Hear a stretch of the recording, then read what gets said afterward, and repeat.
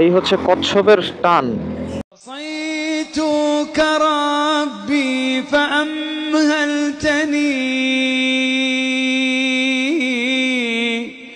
وتسترني رغم أني عني. Bismillah. First time FZX.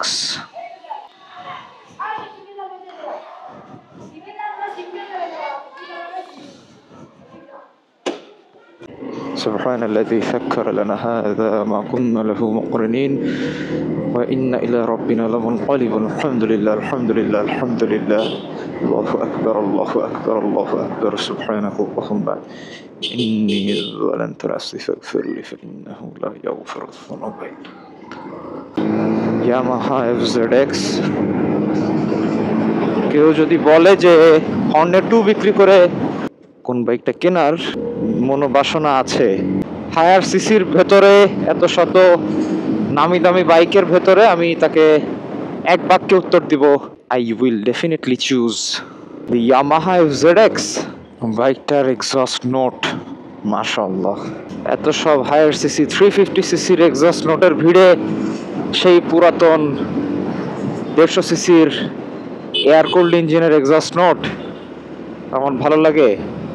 এটা অনেকেরই ভালো লাগবে না, বা অনেকেই বলবে যে কি বলে, এত সুন্দর সুন্দর বাইক থাকতে কোথায় সেই স্লোর রাজা দালাল লবণ কোম্পানির বাইকের সুনাম। ডিটেইলে এগুলো নিয়ে কথা বলবো 95 এই সিটি রোডেই। এবং ব্রেকিং, আমি আমার হর্নেটে জীবনে এরকম কনফিডেন্টলি ব্রেক করতে পারি না। মাই গড, ইন্নালিল্লাহ। কি হলো আজকে? কি স্ট্রাইক? আজকে কি ফুয়েল পাম্পের স্ট্রাইক? দেশটাই কেমন যেন মানে স্ট্রাইকের উপরে আছে। এইটা এখনো পাবলিকের যেই রকম নজর কাড়ে, অর্থাৎ আই ক্যাচি একটা মেশিন। সিটিং কমফোর্ট এই বাইকের, আহা হা হা হা। এইগুলো নিয়ে বলে আমি আসলে কমেন্টে যুদ্ধ ফেস করতে চাই না, কারণ অনেকেই আছেন আপনারা জাস্ট নিতেই পারেন না, টলারেট করতেই পারেন না। এখন কেন যেন ইয়ামাহার কথা শুনলেই, ভাই আমি নিজেও যথেষ্ট ইয়ামাহার সমালোচনা করি, কিন্তু একটা ব্যাপার হয় কি, যে ইয়ামাহার সমালোচনা করতে গিয়ে আমি আবার নিজের অজান্তেই অন্য কোম্পানির প্রমোটার হয়ে যাচ্ছি।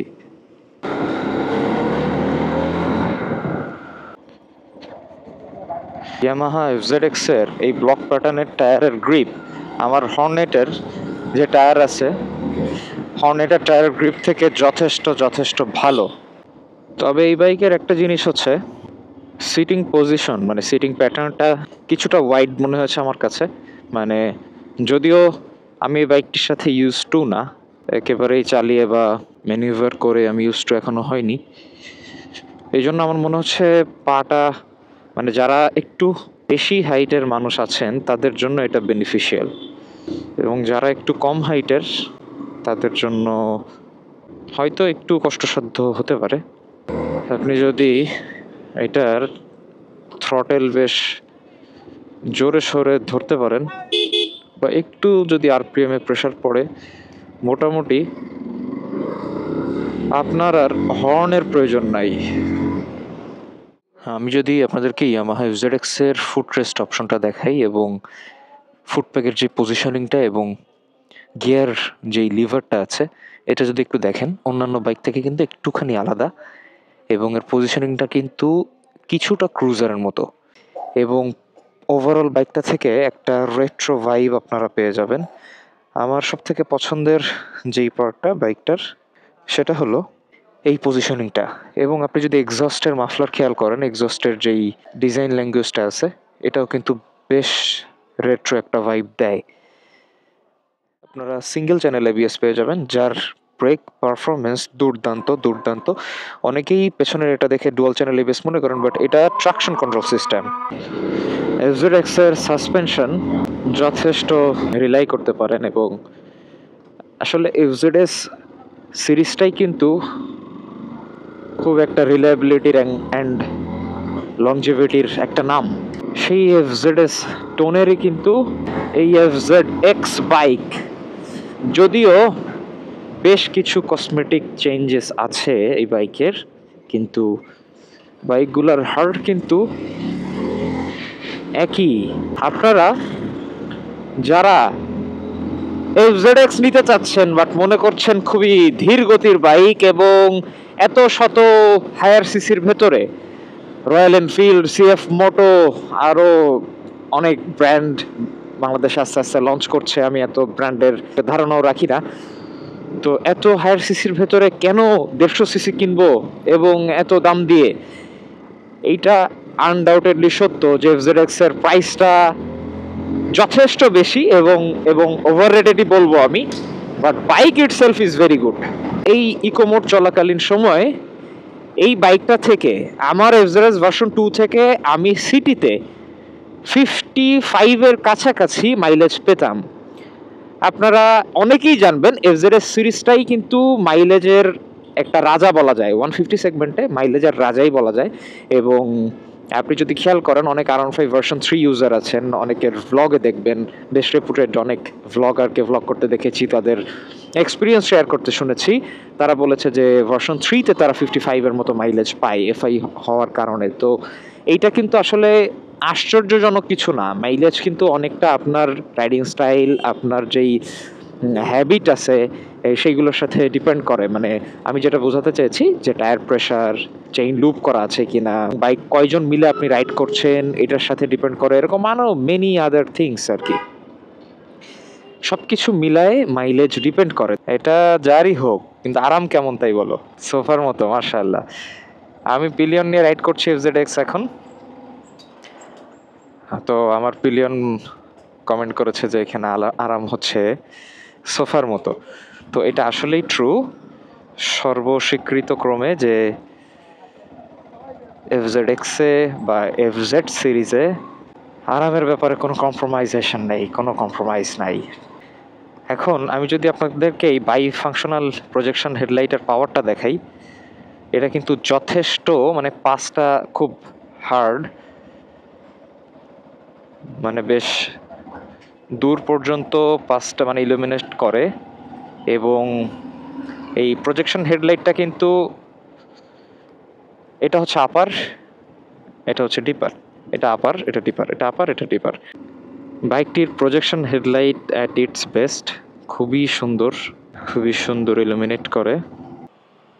সুন্দর না বাইকটা? হর্নেট টুট এক্সচেঞ্জ করে এটা নেই, আমার কিন্তু এটা বেশ পছন্দ হয়েছে মাশাআল্লাহ।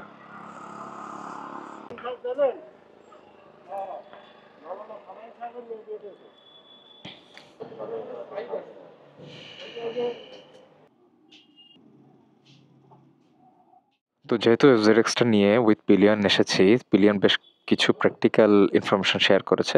তার মধ্যে একটা হচ্ছে এফজেডএক্সটা খুবই কমফোর্টেবল বাইক, এফজেডএক্সটা দেখতেও খুব সুন্দর, বাট হর্নেট টু কম্প্রোমাইজ করে এফজেডএক্স নিতে সে মানা করেছে। এখন আমি জানি না এর পেছনে তার কী কী কারণ আছে, বাট আমি এতক্ষণ যে জিনিসগুলো ফেস করেছি এফজেডএক্সের সেইগুলোর মধ্যে মোস্ট ইম্পর্ট্যান্ট বিষয় হচ্ছে এফজেডএক্স বাইকটা সেরা মাইলেজ প্রোভাইড করে এই সেগমেন্টে। এবং যারা আপনারা সিটি এবং হাইওয়েতে ম্যানুভার করার জন্য খুব ডিসেন্ট একটা বাইক চাচ্ছেন, জেন্টেলম্যানের বাইক, এক কথায় এফজেডএক্সটা একটা জেন্টেলম্যানের বাইক। আপনাদের কারো যদি বাজেট ইস্যু না থাকে তাহলে আপনারা নির্দ্বিধায় এফজেডএক্সটা কনসিডার করতে পারেন। এটা থেকে আপনারা সিটিতে একদম মিনিমাম হলেও 50 মাইলেজ পাবেন এবং হাইওয়েতে 50+, অলমোস্ট 55-এর কাছাকাছি আপনার মাইলেজ পাবেন, যদি কিনা 60 to 69-এর মধ্যে ইকো মোডের মধ্যে আপনারা রাইড করতে পারেন। আর একটা ব্যাপার হচ্ছে জেডএক্সের সাসপেনশন খুবই ভালো, সিটিং কমফোর্ট খুবই ভালো। একটা প্রবলেম আছে, যাদের হাইট 5 ফিট 10-এর নিচে তাদের জন্য একটু প্রবলেম হবে, কারণ এফজেডএক্সটা সিটটা প্রশস্ত হওয়ার কারণে পাটা দুই দিকে একটু বেশ খানিকটা ছড়ায় ফেলতে হয়, যার জন্য অনেক হাইটের অর্থাৎ 5 ফিট 10 ইঞ্চি হাইট হওয়ার পরেও একটু বেগ পেতে হয়, ওয়েটটা একদিকে চলে যায়। এছাড়া আরও বেশ কিছু ব্যাপার আছে, রাইডে কথা বলছি বাকি বিষয়গুলো নিয়ে। এই বাইকটা আমার অন্যতম একটা পছন্দের বাইক ছিল, ইয়ামাহার SZR যখন ছিল আর কি, খুব ভাল লাগতো বাইকটা। ওকে, সুইচগুলোর সাথে একটু ইউজ টু হতে টাইম লাগবে, কারণ অনেকগুলা ফাংশন এবং পজিশনিংগুলো একটু টাইম লাগবে ইউজ টু হতে। শর্টে যদি আমি ফার্স্ট রাইড ইমপ্রেশনের কনসগুলো বলি বাইকের, আমি যদি ইনস্ট্রুমেন্ট কনসোল দিয়ে শুরু করি, সুন্দর একটা ডিজিটাল মিটার, এখানে আপনারা অ্যাপ কানেক্ট করে বাইকের মাইলেজ কত পাচ্ছেন এবং আরও খুঁটিনাটি অনেক বিষয় এই যে ইয়ামাহা ওয়াই কানেক্ট যে অ্যাপ আছে সেটাতে জানতে পারবেন। তবে এই মিটারে যে জিনিসটা মিস করে গিয়েছে, যথেষ্ট বড় একটা প্যানেল, কিন্তু যেই জিনিসটা মিসিং সেটা হচ্ছে গিয়ার ইন্ডিকেটর। এটা রাখা উচিত ছিল। মাশাআল্লাহ, আমাদের দেশে যতটা মসজিদ সৌন্দর্যের পেছনে অর্থ ব্যয় হয়, ততটা শ্রম এবং চেষ্টা যদি মুসল্লি এবং ইমাম, মুয়াজ্জিন, আলিমগণের উপর থাকতো, তাহলে কতই না সুন্দর হতো। মেবি আম রং, বাট আমার কাছে এরকম মনে হয় যে আসলে মসজিদের সৌন্দর্য থেকে মসজিদের মুসল্লির সৌন্দর্য বেশি প্রয়োজন। বুজদার মুসল্লি এবং বুজদার ইমামগণ, আলেমগণ। এনিওয়েজ, অপ্রাসঙ্গিক কথা ছিল, প্রসঙ্গে ফিরে আসি। তো বাইকটার প্রথম কনস আমি বলবো না, ইমপ্রুভমেন্টের মধ্যে যদি আমি চিন্তা করি, তাহলে এটা একটা ইমপ্রুভমেন্ট হতে পারে বাইকটির। সেটা হলো ইনস্ট্রুমেন্ট কনসোলে গিয়ার ইন্ডিকেটর মিসিং। সেকেন্ড যে ব্যাপারটা, আমার কাছে যে ব্যাপারগুলো আসলে মেজর লেগেছে, আমি সেগুলো নিয়ে আলোচনা করব। সেটা হচ্ছে বাইকের সিট, আমি আগেও বলেছি বেশ প্রশস্ত। আপনারা ফিউল ট্যাঙ্কটা দেখেই বুঝতে পারছেন যে এর সাথে একটা মেশড ভাইব রাখার জন্যই সিটটা করা হয়েছে এবং একটা রেট্রো লুক দেওয়া হয়েছে, যার জন্য 5 ফিট 9 থেকে 10-এর নিচে যারা আছেন তারা পা পেয়ে যাবেন ঠিকই, তবে একটু কষ্ট করতে হবে। যেহেতু সিটটা প্রশস্ত, এই জন্য একটু কষ্টসাধ্য। কম হাইটের যারা আছেন তারা বাইকটা টেস্ট রাইড দিয়ে, অবশ্যই টেস্ট রাইড দিয়ে তারপরে কেনার সিদ্ধান্ত নেবেন। আমি অনেক কম হাইটের ভাইদেরকে দেখেছি যে তারা দুর্দান্ত ব্যালেন্স রাখতে পারেন কম হাইট হওয়া সত্ত্বেও। আমার কাছে হাইটটাও মাঝে মাঝে মাইনর ইস্যু মনে হয়, কিন্তু অনেকের কাছে আবার হাইটটা খুবই ইম্পর্টেন্স দেয়। তো যার জন্যই বললাম যে আপনারা অবশ্যই হাইটের কথাটা মাথায় রেখে টেস্ট রাইড দিয়ে বাইকটা কিনবেন। আচ্ছা, থার্ড যেটা ইমপ্রুভমেন্টের ভেতর আমি বলতে চাই, সেটা হচ্ছে বাইকটার ফিউল ট্যাঙ্ক। এত বিশাল আকৃতির একটা ফিউল ট্যাঙ্ক হওয়া সত্ত্বেও বাইকটিতে মাত্র 10 লিটারের তেলের ক্যাপাসিটি। এইটা একটা ছোটোখাটো সীমাবদ্ধতা আমি বলবো, কারণ এর আগের যেই FZS ভার্সন 2, 3 সবগুলোতেই মোটামুটি 12.8 বা 12 লিটারের একটা ফিউল ক্যাপাসিটি ছিল, যেটা এবার মিসিং। তো এইটা একটা আমার কাছে মনে হয়েছে সীমাবদ্ধতার ভেতরে। এবং 4 নম্বরে যেটা বলবো, এবং সেটা আসলে সবাই প্রথমে বলবে, সেটা হলো বাইকটির ইঞ্জিন। বাইকটিতে যে ইঞ্জিনটি ব্যবহার করা হয়েছে সেটা সুপরিচিত FZS ভার্সন 2, 3-র যেই ইঞ্জিন আছে, হুবহু সেম ইঞ্জিনই FZX বাইকটিতে প্রডিউস করা হয়েছে। এখন এখানে কথা হচ্ছে যে ইঞ্জিনটি আপনি 3 লাখ টাকা বাজেট দিয়ে একটা বাইক কিনবেন এবং সেই বাইকটি অলমোস্ট 12 বছর প্লাস পুরাতন একটা ইঞ্জিন এবং এয়ার কুলড ইঞ্জিন।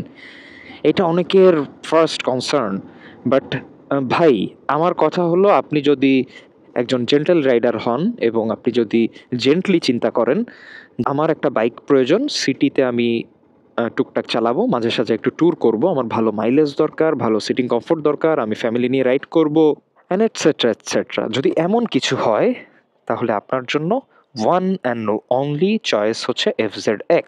আর যদি আপনি চিন্তা করেন যে না, এই বাজারে এখন 350 সিসির বাইক পাওয়া যাচ্ছে এর দামের মতোই দামে আর কি, তারপর এই বাইকটা অনেক দিক থেকে পিছিয়ে, তারপর আন্ডার পাওয়ার ইঞ্জিন, আন্ডার পাওয়ার এই কথাগুলো শুনতে শুনতে আসলে আমরা সবাই ক্লান্ত আসলে আন্ডার পাওয়ার আমরা কি বলছি বা কেন বলছি আমি জানি না।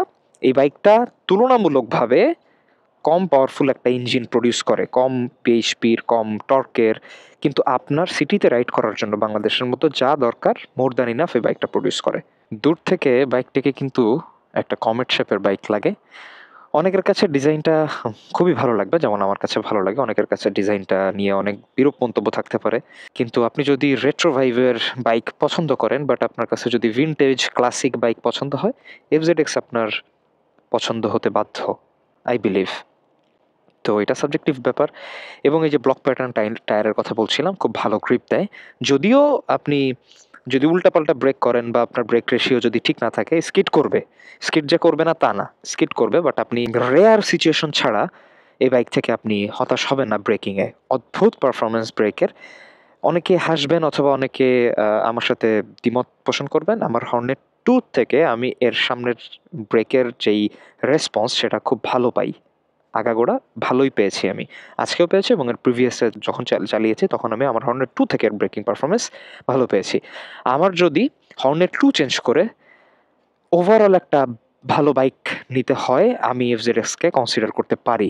এফজেডএক্স বাইকটার আর একটা কুল ফিচার হচ্ছে এইখানটায় একটা চার্জার দেওয়া আছে, চার্জারের পোর্ট দেওয়া আছে, এই যে দেখতে পাচ্ছেন কিনা। এটাই আপনাদের একটা কার চার্জার কিনে নিতে হবে, এটা দিয়ে আপনারা ফোন বা আপনাদের প্রয়োজনীয় ইলেকট্রনিক গ্যাজেটস চার্জ দিতে পারবেন।